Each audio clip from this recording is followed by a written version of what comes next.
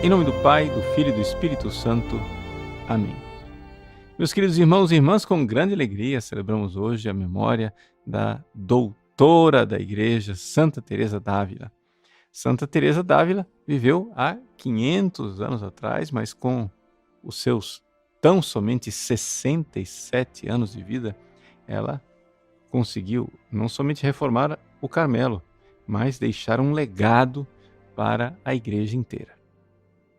O que é que a gente pode aprender de Santa Teresa d'Ávila? Qual é o seu legado? Qual é a sua, o seu ensinamento? Bom, a primeira coisa, a gente tem que ver a vida dela. Santa Teresa d'Ávila nasceu na Espanha, 500 anos atrás, como eu disse, em 1515, e tinha pais muito virtuosos. A sua mãe, no entanto, Beatriz, morreu logo cedo, e Santa Teresa, olhando para uma imagem da Virgem Maria, se dedicou a ela, dizendo que ela seria sua mãe. E de fato Nossa Senhora cuidou muito de Santa Teresa. O seu pai, Alonso, era um homem de muita virtude, deu a ela uma boa educação e queria um bom casamento para ela. No entanto, através da formação que Santa Teresa recebeu com as agostinianas de Ávila, ela começou a querer se dedicar a Deus e se entregar a Deus completamente. Mas não queria ser agostiniana, queria entrar no Carmelo, ser carmelita. O pai não deu a ela a permissão, ela, no entanto, saiu às escondidas. Interessante que ela escolheu o dia de finados, dia 2 de novembro, para entrar no Carmelo. Ela tinha então 20 anos de idade. E ela diz que foi um esforço tão grande que os ossos dela se desconjuntavam quando ela entrou no Carmelo. Depois o pai aceitou a sua vocação, mas ela ficou logo doente. Uma doença estranha que não se sabia qual era a cura. Então o pai pediu permissão para levar Santa Teresa, que então se chamava Dona Teresa de Ahumada. As carmelitas naquela época podiam conservar os seus títulos de nobreza. Pediu para levá-la para um tratamento. E ela foi fazer um tratamento da sua doença. Neste caminho foi que o seu tio Pedro deu para ela um livro de espiritualidade, chamado de Terceiro Abecedário. O Terceiro Abecedário de Osuna foi importante para Santa Teresa d'Ávila, por quê? Porque ensinou a ela o que é o recolhimento. Como é que ela podia fazer para fazer oração pessoal. Então, Deus mandou essa doença, e foi uma doença providencial para Santa Teresa d'Ávila, porque enquanto a comunidade carmelita vivia a sua vida regular, Santa Teresa, por causa da doença, tinha mais tempo para rezar, para estar sozinha com Deus. E Deus começou a fazer, dentro dela, uma transformação extraordinária, uma coisa fantástica. E foi assim que, nos próximos 19 anos, Santa Teresa foi rezando.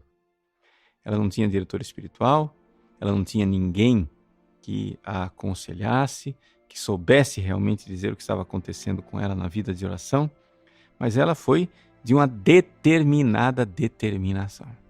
E aqui a primeira lição de Santa Teresa d'Ávila, que ela ensina no seu livro, Castelo Interior, nas segundas moradas.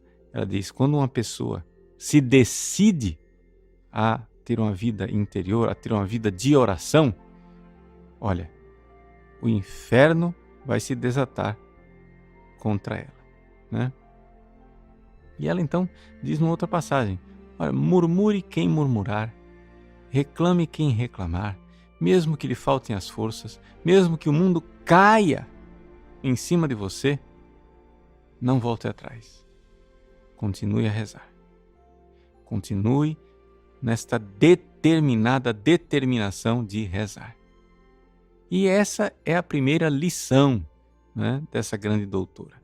Ou seja, a necessidade da vida de oração. Se nós quisermos ser santos, meus irmãos, não nos iludamos. Ninguém será santo sem rezar e sem rezar muito. Por quê? Porque é necessário você dar a Deus, né, a possibilidade de transformar o seu coração.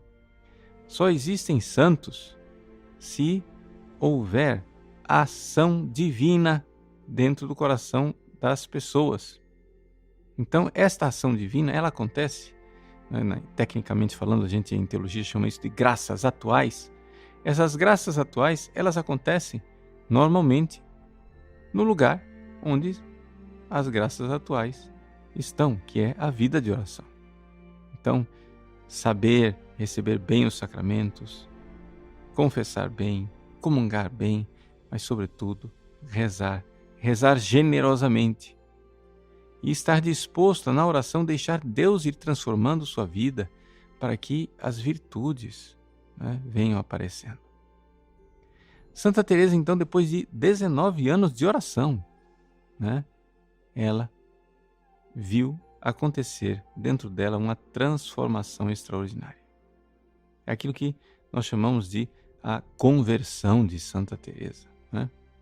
Um dia, rezando na frente de uma imagem de Jesus flagelado, ela então vê uma transformação interior, uma passagem dentro dela, onde ela começa a dar passos de gigante e a crescer cada vez mais na vida de oração. Essa vida de oração dela, ela começou a descrever num livro chamado Livro da Vida.